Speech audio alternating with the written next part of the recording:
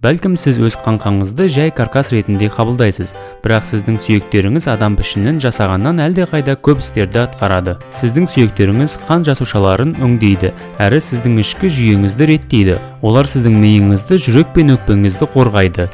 Сіздің сүйектеріңіз сізге ең жақсы дос бола алады. Анекдот айта білсе ғана болғаны. Шынтақ өсіндісі шынымен сүйек емес екенін білесіз бе? Немесе күліп, күлімсіреп, не айғайлаған кезде қаңқаны жалаңаштатқаныңызды білдіңіз бе? Денеңізді қаншалықты жақсы білесіз?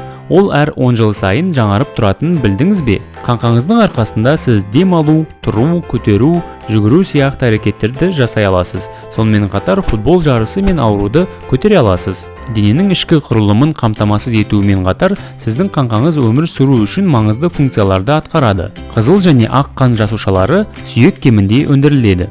Қызыл қан жасушалары, яғни эритроциттер, оттегіні өкпеден дене мүшелеріне жеткізеді. Ал ақ қан жасушалары, яғни лимфоциттер, жұқтырған жасушаларға шабуылдап, вирустар және бактериялармен күреседі. Бірақ бұл маңызды функцияларды теңгеру оңай тапсырмаға жатпайды. Сондықтан қаңқа жүйесі көптеген сүйектерден тұрады. Бірақ дәл қазір сіз осы сүйектердің кейбірін жоғалтып отырсыз, немесе оларды әлде қашан жоғалтып алдыңыз. Неліктен екенін білесіз бе? Әрбір адам шамамен 300 сүйекпен туылады. Біз өлгенге дейін шамамен 200 сүйек қана қалады. Себебі балаға икемді сүйек құрылымы және көп шеміршек элементтері қажет. Өйткені ол туу арнасынан өтуін жеңілдетеді. Туылғаннан кейін баланың сүйектері бірігіп, шеміршек сүйекке айналады. Бұл үдеріс осификация деп аталады, және ол 12 аптадан кейін басталып, 20 жасқа дейін созылады.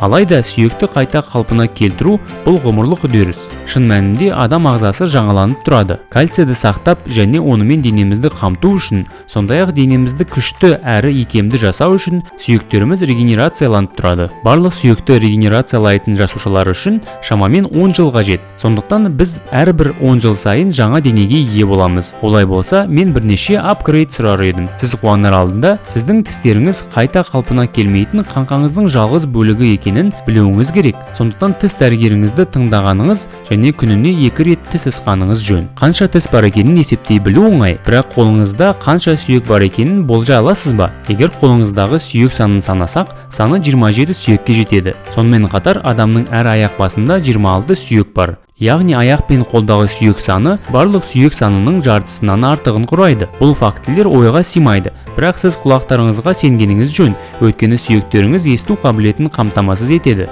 Ені 2,5 мм үзеңгі атты сүйек денеңізде ең кішкентай болып табылады. Ол ішкі құлаққа дыбыстық тербелістерді жеткізу үшін өте маңызды. Сізге музыка тыңдау, күлу және осы бейнені тамашалау мүмкіндігін береді. Ал енді шынтақ өсіндісі туралы айтып өтсек, тіпті бұл сүйек те емес. Шынтағыңызды соққан кезде сезінген нәрсе шын мәнінде денеңіздегі ең үлкен қорғалмаған жүйке тамырынан шығады. Ол тоқпан жілігі сүйегінің төменгі жағында орналасқан.